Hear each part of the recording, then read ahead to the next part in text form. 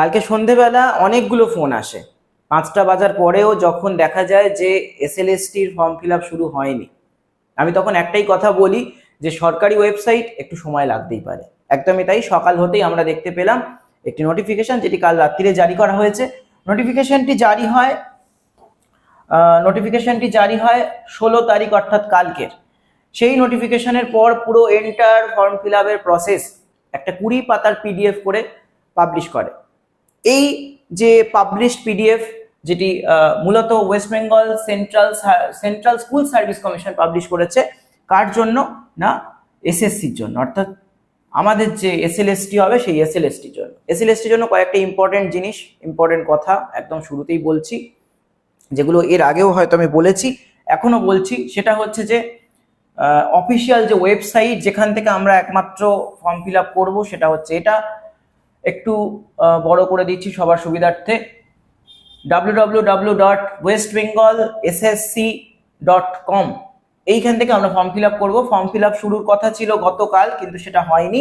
আজকের থেকে form fill up হচ্ছে এবং এই ফর্ম ফিল আপ চলবে কত না 14 তারিখ পর্যন্ত, পরের মাসের 14 তারিখ পর্যন্ত, যেখানে লাস্ট ডেট বলে দিয়েছে অ্যাপ্লিকেশন ফিস দেওয়ার, অর্থাৎ ওই 14 তারিখেই অ্যাপ্লিকেশন ফিস দিতে হবে। ঠিক আছে।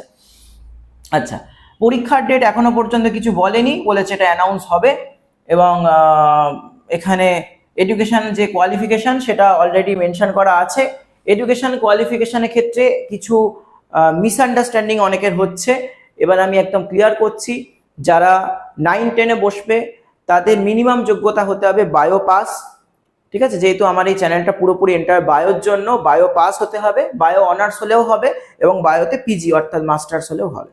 যারা 9-10 নয় 11-12-এর জন্য অ্যাপ্লাই করছো, কারণ এবার দুটো পরীক্ষা অ্যাপ্লাই করতে পারছো তোমরা, এটা নিয়েও কনফিউশন ক্রিয়েট হয়েছিল। আমি বলেছিলাম সম্ভবত দুটোতেই পারবে এবং সেটা আজকেরই ক্লিয়ার হয়ে গেছে যে তোমরা 9-10-এও বসতে পারবে, আবার 11-12-এও বসতে পারবে। তো 11-12-এর জন্য কিন্তু শুধুমাত্র পিজি যারা অর্থাৎ মাস্টার্স যারা, তারা অ্যাপ্লাই করতে পারছো। ঠিক আছে, এই ক্ষেত্রে স্কেল হয়তো আলাদা হবে, কিন্তু বাকি তোমরা পরীক্ষা সবাই বসতে পারছো। 1 ঘন্টা 30 মিনিটের পরীক্ষা হবে, 60 নম্বরের পরীক্ষা। এখানে ফিস আরো একবার মেনশন করেছে, যারা ইডব্লিউএস এবং ওবিসি এবং জেনারেল তাদের জন্য হচ্ছে 500 টাকা অ্যাডমিশন ফিস, এবং যারা এসসি এসটি এবং ফিজিক্যালি চ্যালেঞ্জড তাদের জন্য 200 টাকা ফিস। এইবার আমরা যেটা মূল জায়গায় আসবো, সেটা হচ্ছে যে প্রসিডিওরটা ঠিক কি। 7টা মাল্টিপল চয়েস, কোনো নেগেটিভ মার্ক নেই, সব ঠিক আছে, এগুলো তোমরা জানো। প্রত্যেকটা প্রশ্নের জন্য 1 নাম্বার আছে। ঠিক আছে, তো এই হচ্ছে ব্যাপার। এবার আমরা চলে আসছি এইখানটায়। এখান থেকে আমাদের একটা ছোট ইনস্ট্রাকশন ওরা দেওয়া শুরু করেছে। এই ইনস্ট্রাকশনটা কিন্তু খুব ভালো করে বুঝবে, কারণ ফর্ম ফিল আপ যদি ভুল হয়ে যায় তাহলে কিন্তু সব শেষ। ঠিক আছে, ফর্ম ফিল আপটা একদম ঠিকঠাক হতে হবে। কি বলছে দেখো, ফর্ম ফিল আপ বলছে নেম অফ দ্য ক্যান্ডিডেট, তোমার যা নাম, সেখানে যদি কোনো Shri, Shrimati, mister, Mrs, doctor ইত্যাদি থাকে, কারোর এমডি আছে, ধরো এমডি গোলাম নবী আজাদ একজনের নাম, ওই এমডিটা কিন্তু বসাতে হবে। ঠিক আছে, সেখানে তুমি যা যা তোমার নামের মধ্যে, ধরো মনে করো অমিত কুমার সাউ, ঠিক আছে, কুমার কিন্তু বসাতে হবে, অমিত সাউ লিখে দিলে হবে না। তো এইরকম ভাবে তোমার যে যে নামের মধ্যে যা যা আছে সেই ক্যারেক্টারগুলো এখানে থাকতে হবে। Date of birth as usual date of birth দেবে। মায়ের নাম এবং বাবার নামেতেও যদি ওই রকম কিছু থাকে সেগুলো তোমরা বসাবে অবশ্যই। আচ্ছা, কিসের জন্য অ্যাপ্লাই করছো? যদি তুমি চাও তুমি 9-10-এর জন্য অ্যাপ্লাই করতে পারো, তুমি 11-12-এর জন্য অ্যাপ্লাই করতে পারো। সেই জন্য এখানে দেখো 9 থেকে 12 পুরোটাই দিয়ে দিয়েছে। ঠিক আছে, তুমি যদি চাও দুটো একসাথেও অ্যাপ্লাই করতে পারো। আচ্ছা, এবার হচ্ছে এগুলো তো পরে, মিডিয়াম অফ ইনস্ট্রাকশন এগুলো পরে আসছি।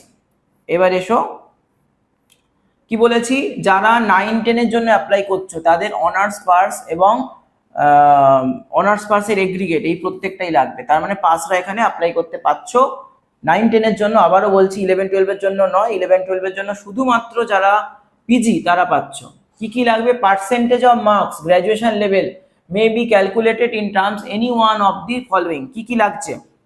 অনার্সের পার্সেন্টেজ মার্কস লাগছে, পাসের লাগছে, অনার্স প্লাস পাস তার এগ্রিগেট করে তারও লাগছে।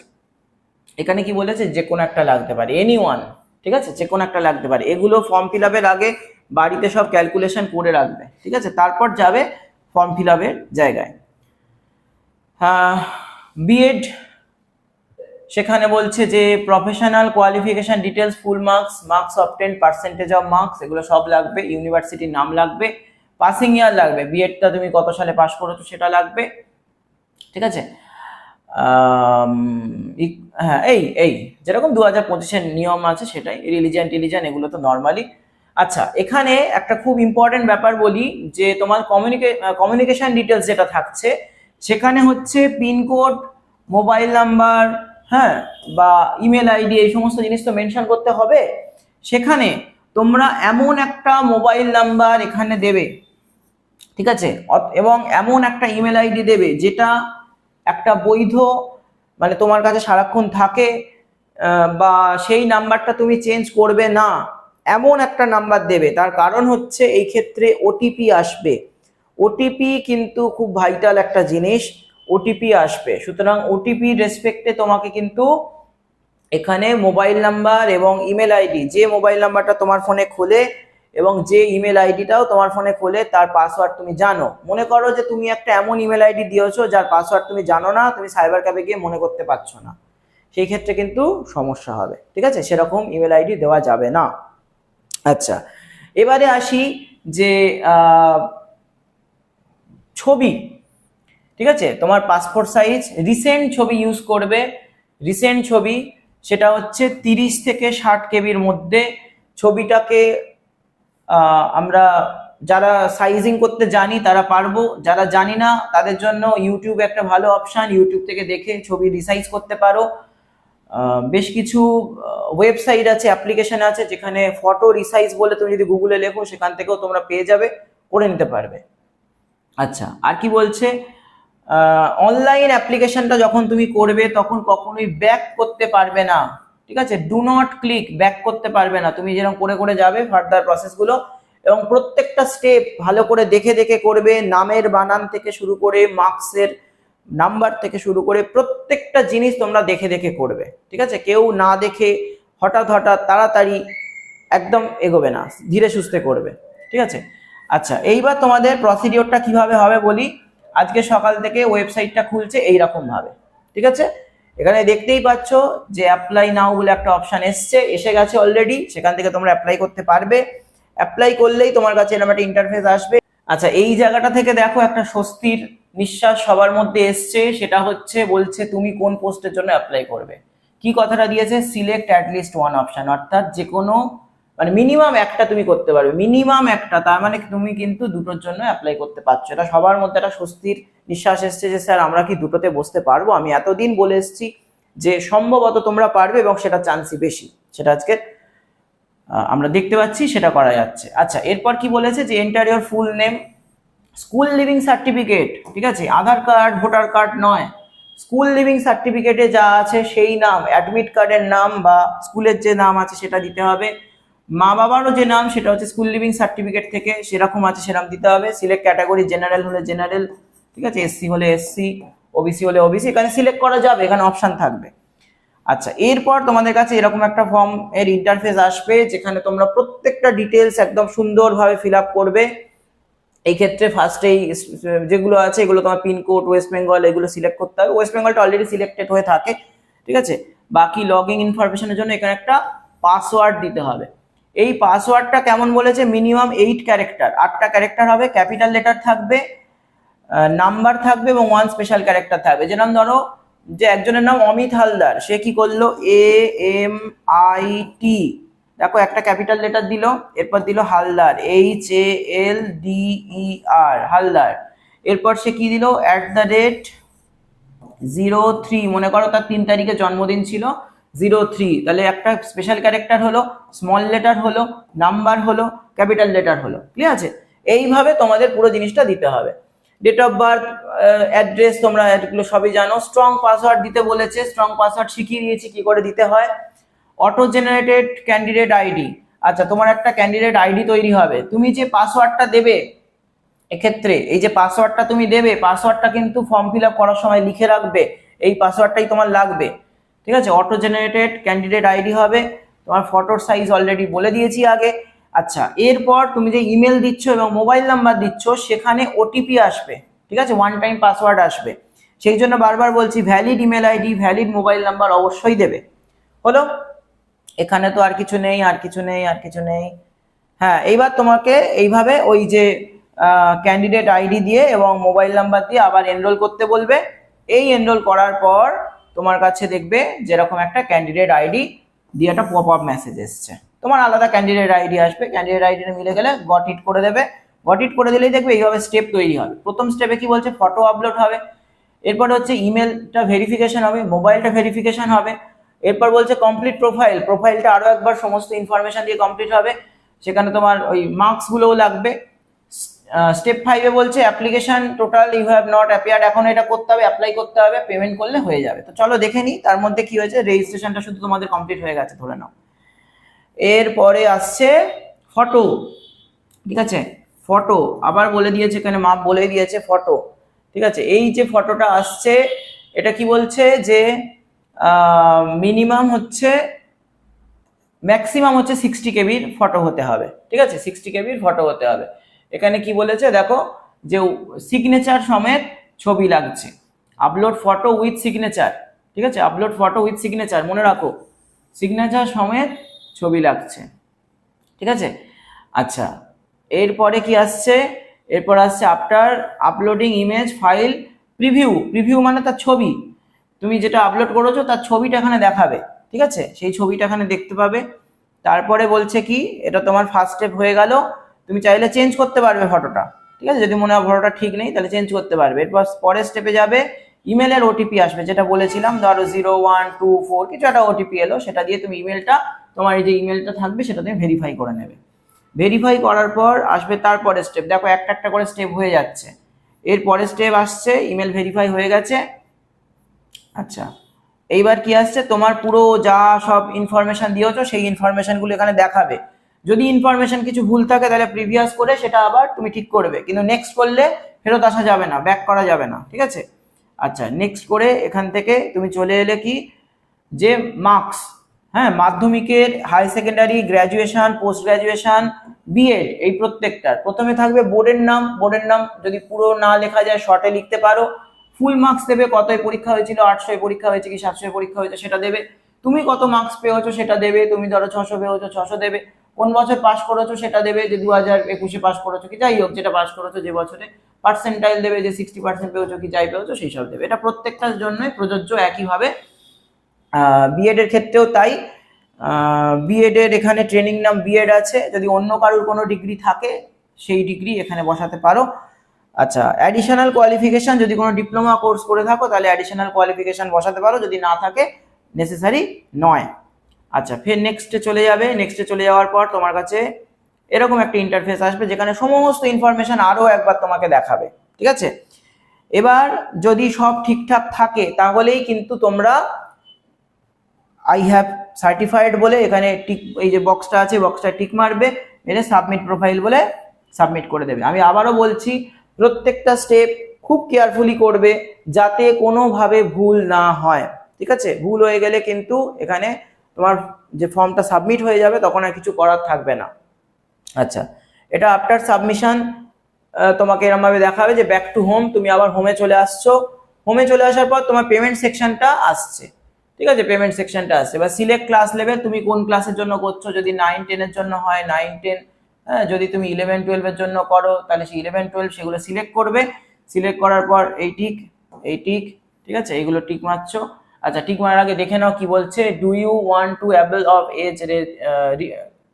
Age relaxation. না, তোমার যদি এজ রিল্যাক্সেশনের ব্যাপার না থাকে তাহলে এটা টিক মারবে না, ঠিক আছে, একটু দেখে নিতে হবে, আমি তো ফার্স্টে দেখিনি। Are you working of assistant teacher, যারা 2016 প্যানেল আছো তাদের জন্য এটা, আর যাদের এজ রিল্যাক্সেশন আছে তাদের ক্ষেত্রে এটা। তার মানে এগুলো সবার ক্ষেত্রে নয়, ঠিক আছে, এগুলো কিন্তু সবার ক্ষেত্রে নয়, কারোর ক্ষেত্রে হতে পারে কারোর ক্ষেত্রে নাও হতে পারে।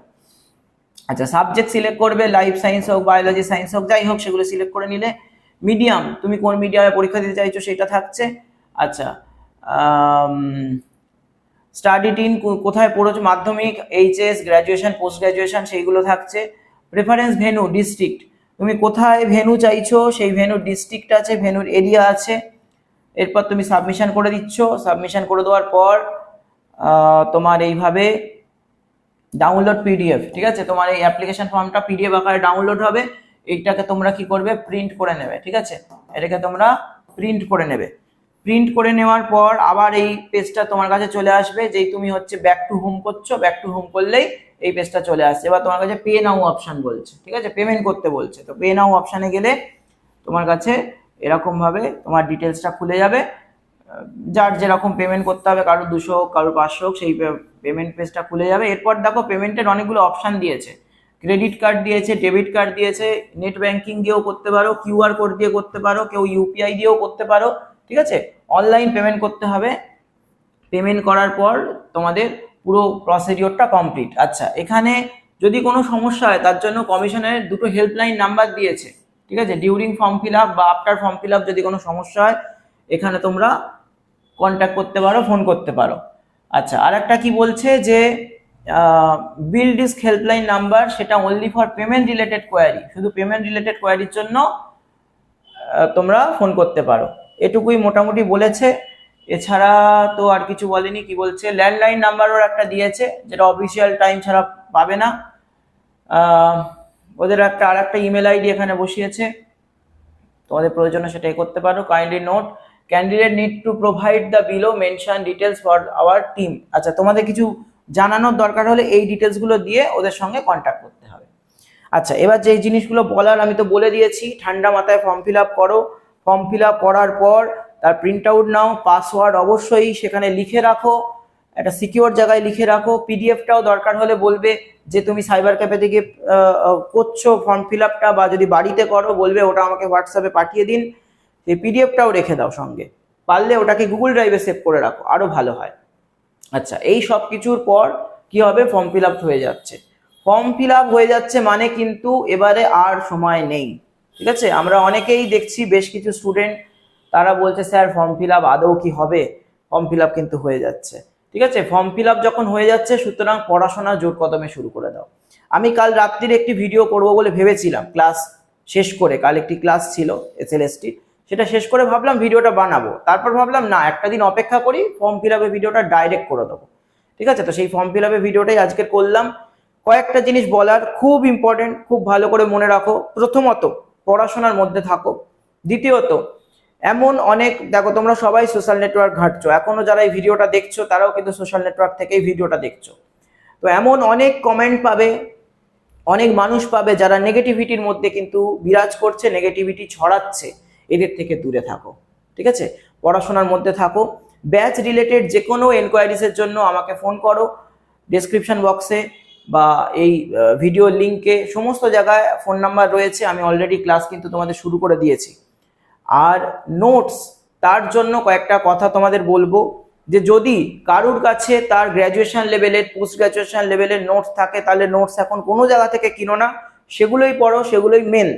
আমি যে নোটসগুলো প্রোভাইড করছি, যারা ধরো নোটস তারা হয়তো তাদের কাছে নেই, কারো মনে করো জুলজি অনার্স ছিল, বটানি ফিজিওলজির মধ্যে কোনো একটা পাশে ছিল না, তারা হয়তো সেই পার্টিকুলার টপিকের ওপর নোটস আমার থেকে নিচ্ছে, বা অনেক টিচার পড়াচ্ছেন, আমিও যেমন পড়াচ্ছি, অনেকেই পড়াচ্ছেন। তো সবাই পড়াশোনার মধ্যে থাকো, কোনো একটা ব্যাচ জয়েন করো, মিনিমাম কোনো একটা ব্যাচ জয়েন করো, এবং কখনোই আমি বলছি যেটা রেকর্ডেড ব্যাচ নয়, কোনোভাবেই রেকর্ডেড ব্যাচ নয়। আমি যেরকম ক্লাস করাচ্ছি লাইভ ক্লাস, তার রেকর্ডিং থাকছে। অনেকে বলছে স্যার আমরা রেকর্ডিং দেখবো, কেন রেকর্ডিং দেখবে? সময় বার করো, নিজের জন্য সময় বার করো। সময়, এই যে সময়টা তুমি এখন দিচ্ছ, এই সময়টা কোনোদিন দিতেও পারবে না, কারণ তোমার লাইফে একটাই এসএলএসটি হবে। তো এই একটাই এসএলএসটির জন্য একবারই প্রিপারেশনটা যেন প্রিপারেশনের মতো হয়, ঠিক আছে। যে জিনিসগুলো বলছি এগুলো খুব বাস্তবিক, হ্যাঁ, এগুলো যদি মানতে পারো তাহলে কিন্তু এবছর এসএলএসটিটা তোমার পাওয়ার একটা সম্ভাবনা আসছে। আর যারা মনে করছো যে না স্যার ওই একটা পরীক্ষায় বসবো, একটু দু একটা বই ফই ঘাঁটবো, পাবে না, বিশ্বাস করো, কম্পিটিশনটা বিরাট হার্ড লেভেলের হবে। তোমরা যে কোনো জায়গায় আপাতত যারা ভর্তি হওনি তারা ভর্তি হয়ে যাও, ঠিক আছে, তারা ভর্তি হয়ে যাও। যারা আমার কাছে ভর্তি হতে চাইছো, এই নাম্বারে আমাকে কল করবে, 9804637582, ঠিক আছে, এই নাম্বারে আমাকে কল করবে। আমার ব্যাচ অলরেডি জুন মাস থেকে স্টার্ট হয়ে গেছে, তো এই ব্যাচে এনরোল আমি এই মাসেই করব, সামনের মাসে আর কোনো এনরোলমেন্ট হবে না। আজকে 17 তারিখ, এরপর কিন্তু কোনো রকম এনরোলমেন্ট হবে না, ঠিক আছে। সামনের মাস থেকে আর পড়ানোর কোনো নতুন স্টুডেন্ট আমরা নেব না, অলরেডি প্রচুর স্টুডেন্ট হয়ে গেছে আমাদের। তো যেখানে ইচ্ছে পড়ো, এরম নেসেসারি নয় যে আমার কাছেই পড়তে হবে, কিন্তু পড়ো। আমি একটাই কথা বারবার বলছি, মানে অনলাইন ব্যাচ এখন প্রচুর হচ্ছে, অনলাইন ব্যাচে ভর্তি হয়ে যাও। রেকর্ডিং তো থাকছেই আমার, তার সাথে সাথে কি হচ্ছে যে আমি কিন্তু ক্লাস নোটসটাও প্রোভাইড করে দিচ্ছি তোমাদের।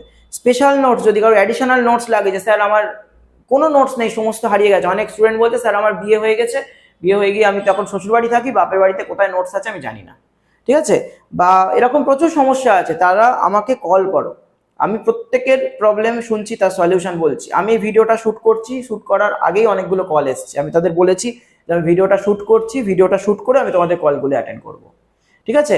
সুতরাং নিজের ভবিষ্যৎটা নিজে সিকিওর করো, ঠিক আছে। যাই হোক, আজকের ভিডিওটা আর বেশি লম্বা করব না, তোমরা ফর্ম ফিল আপ শুরু করে দাও, দু একটা দিন অপেক্ষা করো, দেখো কিভাবে কি ফর্ম ফিল আপ হচ্ছে না হচ্ছে, তারপর ফর্ম ফিল আপ করলে সব থেকে বেটার হয়। পড়াশোনার মধ্যে থাকো, বেস্ট অফ লাক, সবার জন্য অনেক অনেক অনেক শুভকামনা রইল। আজকের ভিডিওটা এখানে শেষ হচ্ছে, পরবর্তী আবার কোনো ভিডিওতে দেখা হচ্ছে তোমাদের সাথে।